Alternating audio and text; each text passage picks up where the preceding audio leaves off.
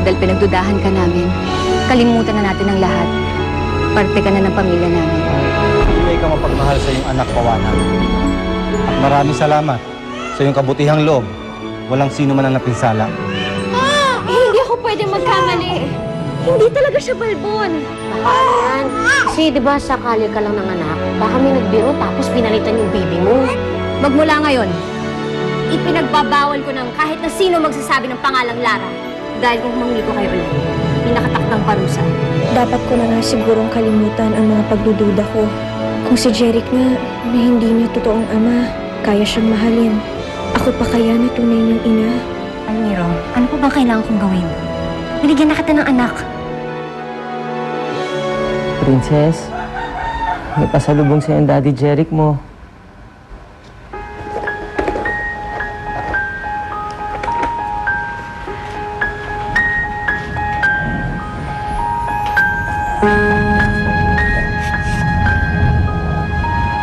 Ano ba ako magiging isang ama sa'yo? Kung hindi naman talaga akong tunay mong daddy. Basta, ang alam ko lang mahal na mahal ko ang mami mo. Lahat ng mahal niya, mamahalin ko rin. Hindi ka man ang galing sa akin. Mamahalin kita, Princess. Tuturing kita ang tunay na anak. Sana, dumating ang araw, matutunan din ako mahalin ng mami mo.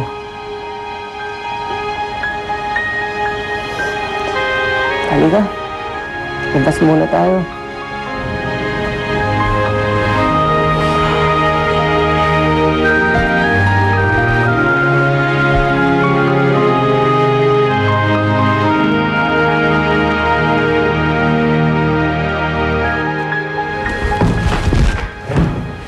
Nabalita mo na ba? Si Lara nanganak na. Lolo na ako. Lola ka na rin. Uy, Carlos, huwag mo akong dinadamay dyan, ah. Bakit naman, Mayang? Sahin ka nun. Apo natin yung bata. Matagal ko nang pinutol ang kaugnayan ko sa kanila. Ha? Ay nako, nadagdagan na naman pala sila, no? Grabe buhay nga naman, no? Napakabilis kumalat ang mikrobyo, kakaloka. Tama. Oy, teka, Carlos. Saan ka naman pupunta? Dadalawin ko yung apo ko. At paano itong mga labahin, ha? Sa tingin mo ako maglalaba? Hindi ka aalis, Carlos, ha? Alam mo, pinapaalam ko sa'yo na aalis ako. Pero hindi ko hiningi ang permiso mo. Sinasagot-sagot mo na ako ngayon? O sige, gusto mong umalis? Umalis ka! Pero sinasabi ko sa'yo, wala kang aabutan dito, ha? Hindi ako nagbibiro. Hindi naman sa ganun, Mayang. Sinusunod ko naman yung gusto mo eh. Sakto na nga, nilunok ko na yung pride ko. Pinangutang pa kita ng pera kay Adela. Sana naman sa pagkakataon na to, pagbigyan mo na ako. Gusto ko lang makita yung apo ko.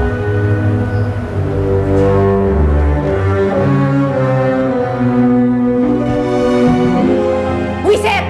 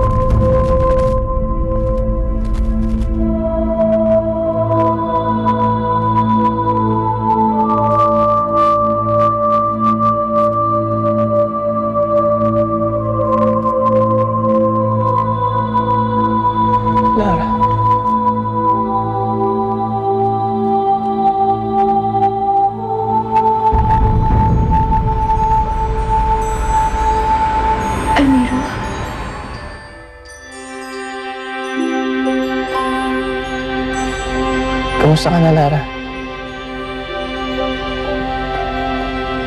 Oo nga pala. Masaya ka na ngayon. Sa piling ni Jeric. Ako? Hindi na importante kung ano nararamdaman ko. Ang importante sa akin ngayon ay ang kaligayahan ng aking anak na si Ayesha. Anak namin ni Bawana. Almiro, sabik na ako makasama ka. Pero alam kong hindi na mangyayari yun.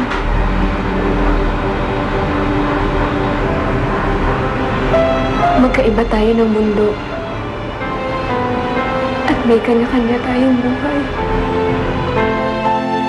Gagawin ko ang lahat para maging matiwasay at tahimik ang buhay ng aking anak. At mangyayari lamang yan kung tuluyan na kitang kalilimutan. Napakaganda ng anak natin.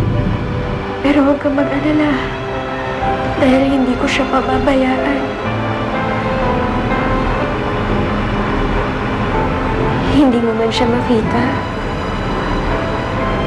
May mga taong magpupuno ng pagmamahal sa kanya. Si Inay.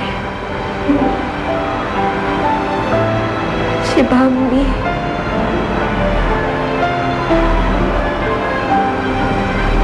At si Jerry.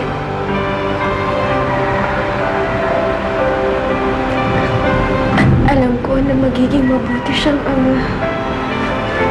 Kaya ako narito, Lara, ay para magpaalam sa'yo. Sinubukan kong pag-isahin ang ating mundo. Pero kung langit naman ako at lupa ka, kung araw ako at buwan ka naman, hindi talaga tayo magtatagpo. Marahil hindi talaga tayo para sa isa't isa. Kaya Almiro, ito na ang huling pagpapaalam ko sa'yo. Dahil bubuksan ko ng puso ko. Para kay Jeric, hindi kita makakalimutan. Salamat sa espesyal na regalo mo sa akin. Ang alaala ng ating pag-iibigan. Si Princess.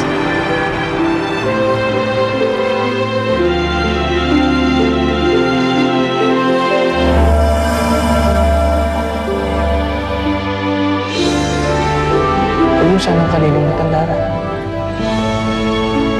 Kahit anong mangyari, mahal na mahal kita.